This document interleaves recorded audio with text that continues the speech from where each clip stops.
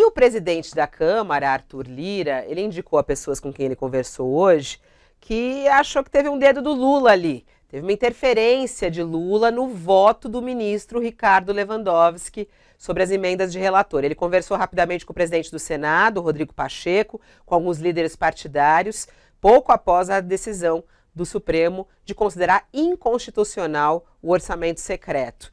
E aí alguns acham, né, ele falou para algumas pessoas que achava que Lula teria influenciado Ricardo Lewandowski. O que você acha, hein, Sakamoto? Teve aí a mãozinha de Lula, a articulação de Lula, não? Houve muita gente, na verdade, fazendo e colocando que, olha, o Lewandowski, ele vota, muitas vezes num voto próximo ou alinhado com um campo progressista, né, com alguns interesses do PT. Mas o Lewandowski também, ele é um legalista, né, nesse sentido, ele é professor da Faculdade de Direito da USP, ele é um jurista bastante estrito, assim. Eu acho que é o seguinte, mais importante do que dizer se ele é interessante a gente analisar esse discurso, o interesse do Lira de jogar isso na conta do Lula. Independentemente se foi movimentação do PT ou não, né, o Lira está tentando jogar isso na conta do PT, está tentando jogar isso na conta do Lula para dificultar a negociação, para ganhar, para trazer cartas, né, para o lado dele no meio de uma negociação muito difícil. Então, está querendo colocar, ó, isso aqui foi coisa do PT, jogar nas costas do PT esse processo para aumentar o custo dessa negociação. Neste momento, Fabíola, eu acho que é isso que o pessoal precisa entender. O que está na mesa de negociação, tanto da PEC da transição, não é o dinheiro, no caso da PEC da transição, não é o dinheiro a mais para o governo gastar em 2023 e 2024. E o que está na discussão na questão do orçamento secreto, das emendas de relator, não é também só o dinheiro destinado aos deputados e senadores para gastar no ano que vem. O que está sendo discutido, o que está na mesa de discussão, principalmente, o que está por trás de todo esse acusa Lula, Lewandowski, Lira perde, Lira ganha, tudo isso, é a força, na verdade, é o cabresto que o Centrão quer colocar no Lula em 2023. A questão não é uma divisão de dinheiro, é uma divisão de poder.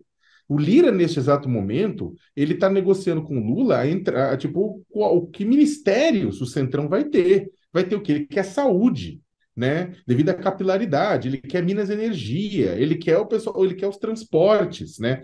Junto do Centrão, porque ele sabe a capacidade de isso liberar recursos, não garantir obras para bases eleitorais dos aliados dele no Centrão. Esse é o que está por trás de tudo isso. Não é uma guerra por orçamento, é uma guerra por poder. Então, Fabiola, o Lira, ele está no centro dessa discussão, né? Porque a gente tem que lembrar, tem essa questão da discussão do orçamento secreto e está tudo meio ligado também à PEC da transição. É uma negociação ampla aí que está acontecendo no Congresso às vésperas do Natal, com o objetivo, olhando para 2023, do Lira se reeleger presidente da Câmara. O Lira enfraquecido altera toda essa composição e toda essa discussão. Uma das possibilidades que o Congresso está discutindo, o Lira, como você falou aí, conversou com o Pacheco, tem conversado com os líderes partidários. Uma das possibilidades em discussão nesse momento, até também tem uma outra matéria do UOL falando sobre isso, é pegar esse dinheiro que estava nas emendas de relator e colocar nas emendas de comissão, que são definidas ali pelo um colegiado de, por exemplo, a comissão de educação, fazer outros caminhos para que eles possam, como o Saca colocou muito bem, dar um jeito de continuar com o domínio desse dinheiro. Agora, eu avanço para. O Lira teve essa derrota hoje nessa questão do orçamento secreto, que esvazia um pouco do poder dele, e aí eu já cito uma decisão do ministro Gilmar Mendes ontem em relação à manutenção do Auxílio Brasil, atendendo um pedido aí da rede, que esvaziaria o poder da PEC, o que é mais um, digamos assim, golpe em Arthur Lira, que perde um poder numa reta final de ano, que está virando que ele estava muito poderoso, né? Ele está aí com o novo governo, ele teve com o presidente Lula ontem, aqui em Brasília, uma reunião, eles estão, sim, falando de composição de governo, nos bastidores Lira tem indicado alguns nomes ao governo do presidente eleito Luiz Inácio Lula da Silva, então essa decisão hoje do STF tem um impacto direto no Congresso, mas também tem reflexos em todas essas negociações que estão acontecendo da PEC da transição, e aí olhando um pouquinho mais para frente, Fabiola, da sucessão do comando da Câmara e do Senado, tudo isso impactado por essa decisão do Supremo Tribunal Federal, que faz aí essas peças do tabuleiro se mexerem véspera do Natal. Tem muito pepino para o Congresso resolver antes de começar o ano legislativo de 2023, né? Ainda tem que aprovar o orçamento, enfim, tem uma série de coisas num fim de ano bem agitado aqui em Brasília, o que não, normalmente às vezes até teve orçamento votado ali entre a semana do Natal e Ano Novo, mas essa agitação em Brasília nesse final de dezembro não é uma das coisas mais comuns, não, viu? Esse ano realmente haja trabalho. Ponto central que a gente não pode, em tese, criminalizar aí é a questão da governabilidade. O presidente tem que chegar e tem que ter um Congresso que ele possa governar, né? Que os projetos possam avançar, e isso, a gente tem uma mania aqui, a gente já fala acordão, né? Acordo, a gente acha que é tudo criminalizado. Mesmo as próprias emendas, se elas forem transparentes, bem feitas, chegarem na ponta com o seu objetivo final, é um mecanismo necessário para o funcionamento da política, enfim, tudo isso. Agora, é claro que a gente tem que, esses acordos, essas negociações, elas têm que acontecer da forma mais transparente e republicana possível. E aí que entra todas as nossas desconfianças e todo o nosso olhar atento em relação a isso.